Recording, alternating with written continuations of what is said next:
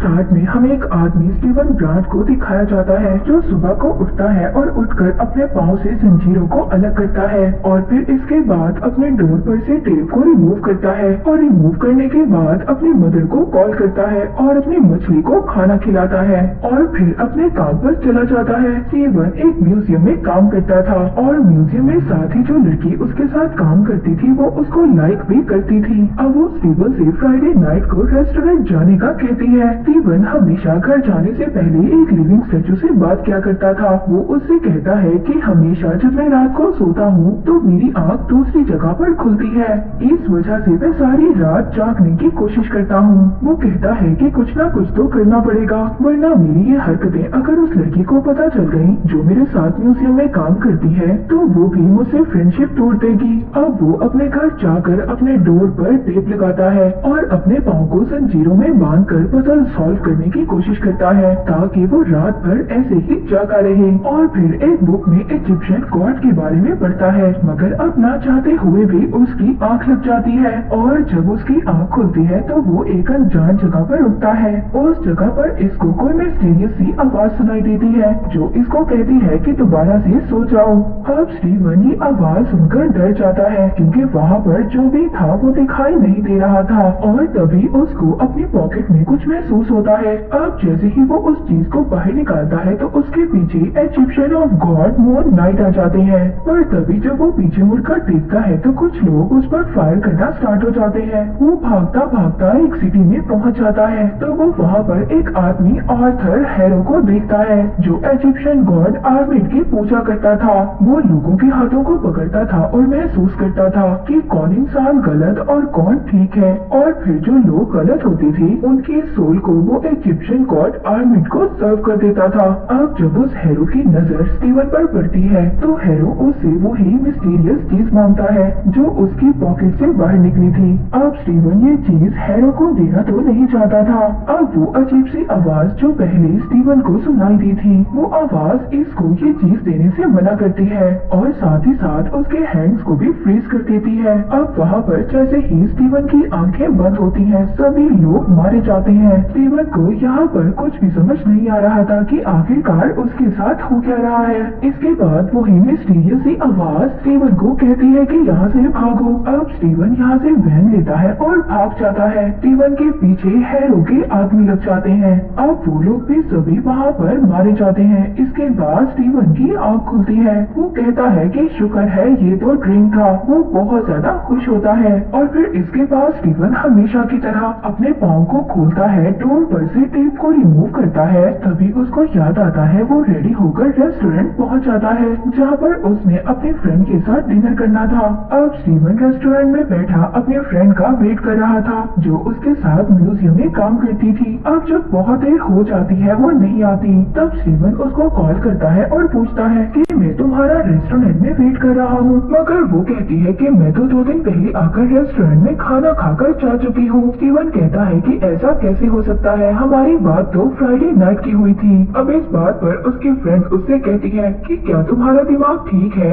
आज संडे है, तुम 2 दिन पहले फ्राइडे की बात कर रहे हो। अब स्टीवन रेस्टोरेंट से घर चला जाता और घर जाकर जो उसने अपने फ्रेंड्स के लिए चॉकलेट्स ली थी और वो उन चॉकलेट्स को खाने लगता है। तभी उसको अपने घर में एक सीक्रेट होल नजर आता है जहाँ पर से उसको एक की और एक मोबाइल फोन मिलता है। जब वो उस फोन को चेक करता है तो उसमें लाइला नाम की लड़की की बहुत ज्यादा मिसमेल्स थी और साथ ही उसके मैसेजेस भी थे। इसके बाद दोबारा से जब लाइला की कॉल आती है तो स्टीवन उससे पूछता है कि तुम कहाँ पर हो। अब लाइला फोन पर बोलती है कि क्या हो गया है मार्क। तो स्टीवन कहता है कि मेरा नाम मार्क नहीं बल्कि मेरा नाम तो स्टीवन है। ये सुनने के बाद लाइला कॉल बंद कर देती है। इसके बाद स्टीवन जब वॉशरूम में जाता है तो वहाँ पर मिरर में उसको अपना रिफ्लेक्शन दिखाई देता है। वो रिफ्लेक्शन उससे बातें कर रहा था और कहता है कि स्टीवन अपनी तलाश बंद करो। ये बातें सुनकर स्टीवन बहुत ज्यादा डर जाता है। अब उसको अपने ही घर से डर लग रहा था। वो भागता हुआ अपने घर से बाहर आ जाता है पर उसको तो हर जगह पर इजिप्शियन ऑफ द गॉड खॉन्शू दिखाई दे रहे थे।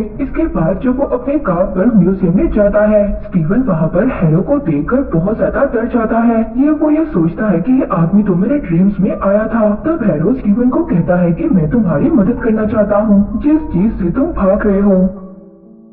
अब हैरो वहाँ पर अपनी तराजू की लकड़ी को स्टीवन के हाथ में डालता है और उसके हाथ को हिलाता है, मगर तभी हैरो के हाथ पर जो तराजू का स्टैचू बना हुआ था वो हिलने लगता है। हैरो जब उसको देखता है तो स्टीवन अपना हाथ छुड़ाकर वहाँ से भाग जाता है। अब जब रात को स्टीवन म्यूजियम से अपने घर जा रहा था तभी उसको ऐसा महसूस होता है कि जैसे कोई डॉग भौंक रहा है। जब वो पीछे मुड़कर देखता है तो एक अजीब सा चैकल की तरह दिखने वाला जानवर उस पर अटैक कर देता है। तभी वहाँ पर उसको हैरो की आवाज सुनाई देती है जो उसको कह रहा था कि स्टीवन मुझे वो स्कैरेब दे दो, मैं इसके बदले तुम्हारी जान बख्श दूंगा। लेकिन स्टीवन उस चीज से बचने के लिए बाथरूम में जाकर छुप जाता है। तभी वहाँ पर स्टीवन को मिरर में अपने जैसा आदमी नजर आता है जो उससे ये कह रहा था कि स्टीवन देखो मुझसे डरो मत और अपनी बॉडी को मुझे सौंप दो। स्टीवन बहुत ज्यादा घबरा रहा था क्योंकि वो मॉन्स्टर अब दरवाजा तोड़कर अंदर आने वाला था और अब स्टीवन के पास कोई और रास्ता भी नहीं था। वो अपने रिफ्लेक्शन की बात को मान लेता है और कहता है कि ठीक है तुम मेरी बॉडी को ले लो। तभी हम देखते हैं कि स्टीवन मून नाइट में बदल जाता है और वो बाहर निकलकर उस मॉन्स्टर को जान से मार देता है। अब स्टीवन जब अपनी नींद से उठता है तो वो बहुत ज्यादा परेशान था। वो म्यूजियम जाता है तो वहाँ जाकर वो देखता है कि वॉशरूम में काफी ज्यादा चीजें टूटी हुई पड़ी थी। स्टीवन म्यूजियम में एक आदमी के पास जाता है और उसे कहता है कि मुझे सीसीटीवी फुटेज दिखाओ। वो आदमी स्टीवन से कहता है कि जो भी तुम देखोगे तुम्हें अपनी आंखों पर यकीन नहीं होगा। उस वीडियो में स्टीवन ही नजर आ रहा था जो ऊटपटांग हरकतें कर रहा था। उस वीडियो में तो वो मॉन्स्टर था ही नहीं जिसे स्टीवन ने कल रात को मारा था। अब म्यूजियम में जो नुकसान हुआ था वहाँ का ऑनर स्टीवन को पागल समझकर काम से बाहर निकाल देता है। स्टीवन दोबारा से उसे लिविंग स्टैचू के पास जाता है और उसको बताता है कि मुझे मेरे घर से एक की और एक मोबाइल मिला था। फिर स्टीवन उस लॉकर कंपनी में जाता है जिसकी वो चाबी थी। अब स्टीवन उस रिसेप्शनिस्ट से कहता है कि क्या तुम्हारे पास मार्क या स्टीवन नाम के आदमी का कोई लॉकर है? तो वो आदमी कहता है कि जी मार्क सर, आए मैं आपको आपके लॉकर तक लेकर जाता हूँ। अब मार्क को वहाँ पर एक बैग मिलता है जिस बैग में खूब सारे पैसे और एक गन होती है। उस बैग में उसको एक पासपोर्ट भी मिलता है जिसमें उसका नाम मार्क लिखा हुआ था और साथ ही साथ उसको बैग में स्कैरेब भी मिलता है जिसकी वजह से हैरो भी स्टीवन के पीछे लगा था।